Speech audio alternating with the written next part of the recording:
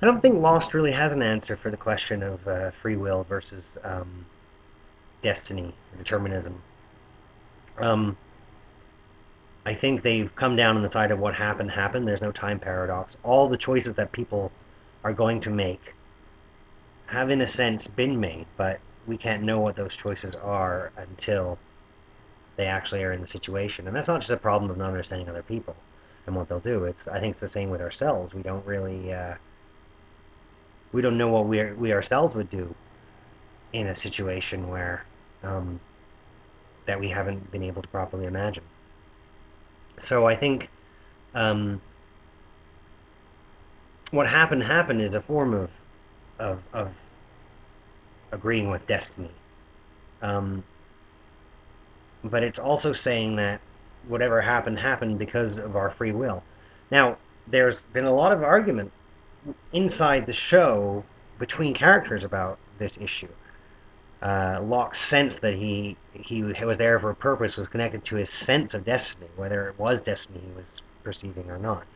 Turns out he, like Jack says, was right about a lot of stuff. Um, but I don't think it really comes down on one side or the other because I think what the show does is it shows you how if you believe in one or the other too strongly, if you're not like Jack at the end where you're weighing and like Desmond David Hume most of the way through, if you're not weighing in balance all these possibilities, not just good and evil, but all the possibilities of a situation of how it might have happened, that it came to be this way, or what to do next, or what the meaning of what's happened before is in terms of destiny or in terms of free will. Um,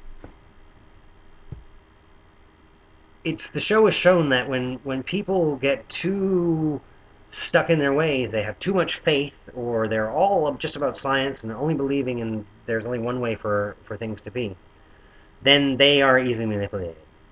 Um, they can be manipulated to do all kinds of things, terrible things, even. And the battle between those things is, of course, the battle between uh, Jacob and the Man in Black. But it's also a battle that um, there may not be an answer for, and so we may not really want to try and decide one way or another if there's an answer. And I don't think the show does. I think the show um, is about people who are trying to decide that question, but it's not really about that question. Um, I think what the show does say is in the end, we do have choices, and the choices that tend towards bringing good onto the people we care about and the people we trust, and the ability to work together, um, that choice is really important. I think there's also a lot of people in this world running around looking for good guys and bad guys and trying to decide who's evil and who's good. Um, but good and evil are not floating around. They're parts of the decisions.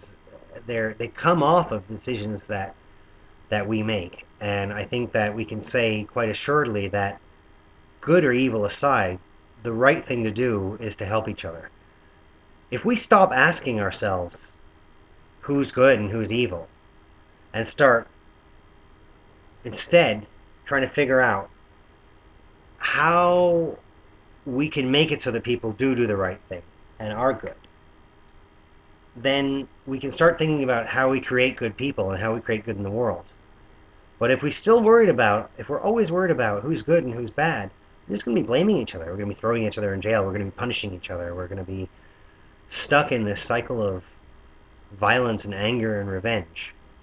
So I think part of the message of Lost is good and evil aside, if we can learn to all work together to give up selfishness and embrace love, then we can create a good world, and the questions of who's good and evil won't matter anymore.